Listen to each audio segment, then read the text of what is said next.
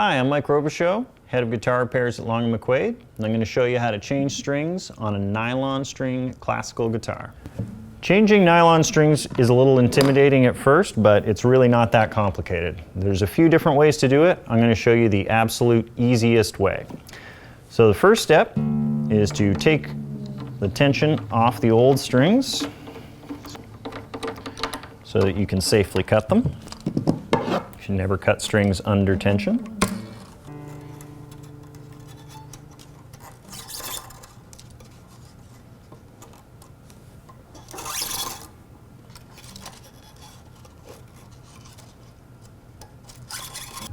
Remove the old strings at the headstock and the bridge. Alright, so I'm going to show you how to change two strings because it's a little bit different for the wound strings versus the plain strings. I'm going to start with the low E here. So nylon strings have to be tied on at the bridge. I think this is the most intimidating part for most people, but it's really not that complicated. There's a few different ways to do it. I'm going to show you the absolute easiest way to do it. So first of all, on the low E string, you probably have a section like this where the windings are a little bit looser. This is the end that goes on the bridge. This loose section is meant to make the string more flexible, make it easier to tie around the tie block. It's usually only the low E that has this. The other 5 strings are thin enough, they're naturally flexible enough, they don't need this section. But the low E will usually have this, and that's what it's for. So this is the end that goes at the bridge. All right, so we'll pass the string through the tie block, making use of that extra flexible section. We'll bring it forward and underneath the string, and loop it around and pass it underneath itself to make a simple knot. And we can pull the string down to tighten it down. Now this is an important detail. Before we pull it tight, it's important that the tail wraps around the back edge of the tie block, and when we pull it tight, it should get clamped down on the back edge like this. If the tail is sitting on top of the tie block like that, when we tighten it up, there's a good chance it's going to slip loose and it won't hold. But as long as the tail makes it down over the back edge and gets tightened down there, it'll never come loose. So we can pull that nice and tight, make sure it's secure, and lock it into place. Now we come up to the headstock.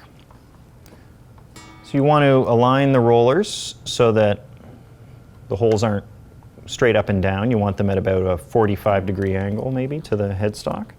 It makes it easy to just pass the string through like that.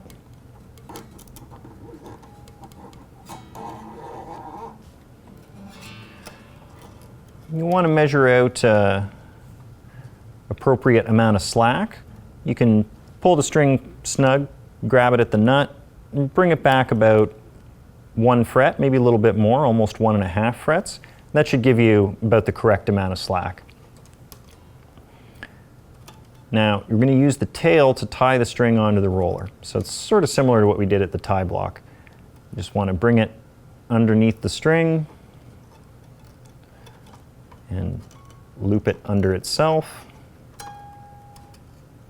so that it makes a simple knot like that. And I'll do that one more time there. So with the string through the hole, around itself, and underneath just once like that. And then you can just tighten it down against the roller.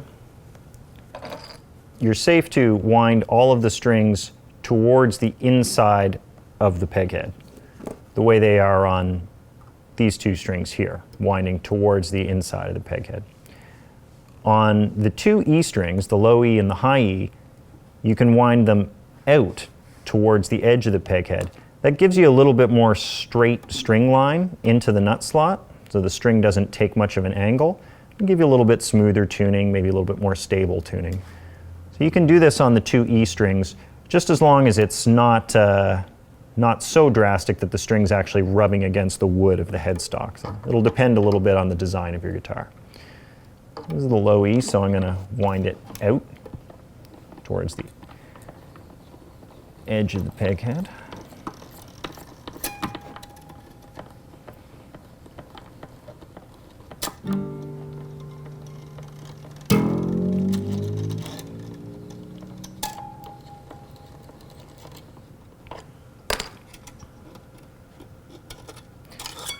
I've got it up to pitch, or close to pitch. I can clip off that tail. Just leave a few millimeters, but we don't need a long tail on there. Nylon strings take quite a while to stretch out, so you'll want to help them along a little bit.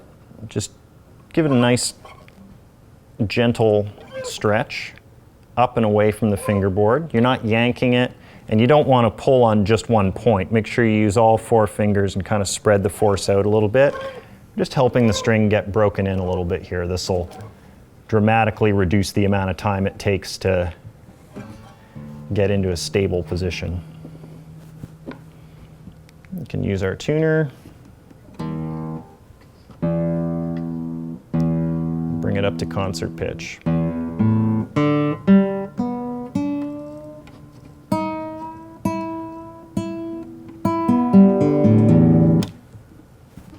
All right. So that's the bass strings, the wound strings. Now we move on to the clear nylon strings.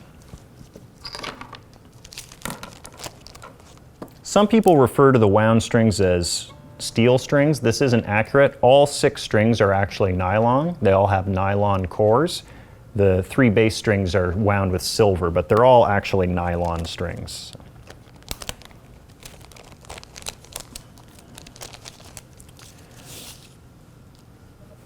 So for the clear strings, it's the same process to start. Take the tension off before you cut the string. You should never cut a string under tension. It's dangerous for you and it can damage the guitar. So take the tension off, clip the string, remove it at the headstock.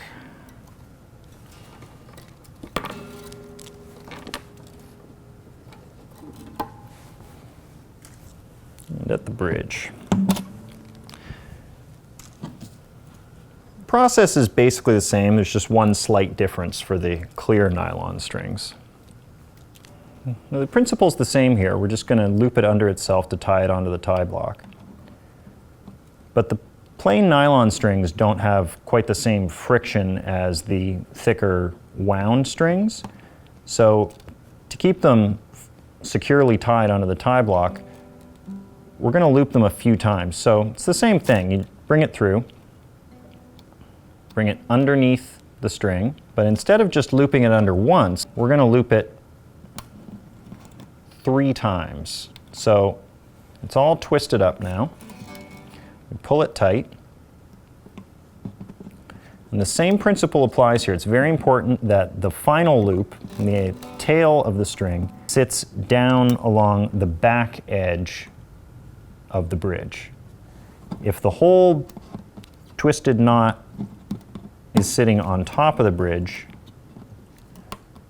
like that, it will slip loose. So it's important that the tail is coming off the back edge of the tie block and not sitting on top. You can pull it tight, and that'll tighten up and lock it into place. So generally you'll want to use 3 loops for the high E string, and you can use 2 or 3 loops for the B and the G string. And then all 3 of the wound strings are fine with just the 1 loop. Up at the headstock, it's the same principle. We'll line up the roller. And because the string is going to be wound around the post so many times, we don't need to worry about doing multiple knots or anything like that. So we can just do as we did before, measure out about 1.5 frets worth of slack, pass it under once to tie it in place, tighten it down, and then we can just wind the string up. Again, since this is the high E on this guitar, I'll wind it out towards the edge of the peg head to give me a nice straight string line. As long as you've got enough windings on there, 2 or 3 windings, should have a nice stable tuning once the strings are stretched out.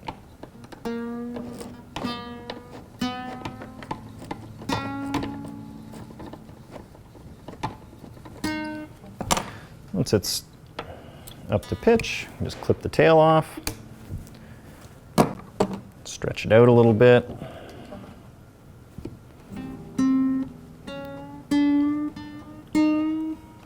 Bring it up to concert pitch.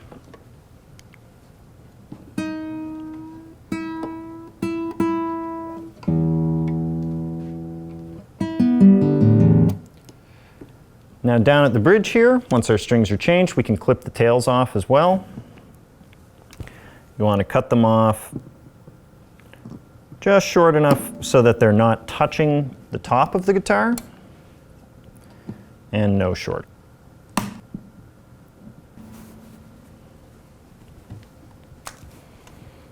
That's all there is to it. I'm Mike Robichaux for Long & McQuade. That's how you restring a classical guitar. Thanks for watching.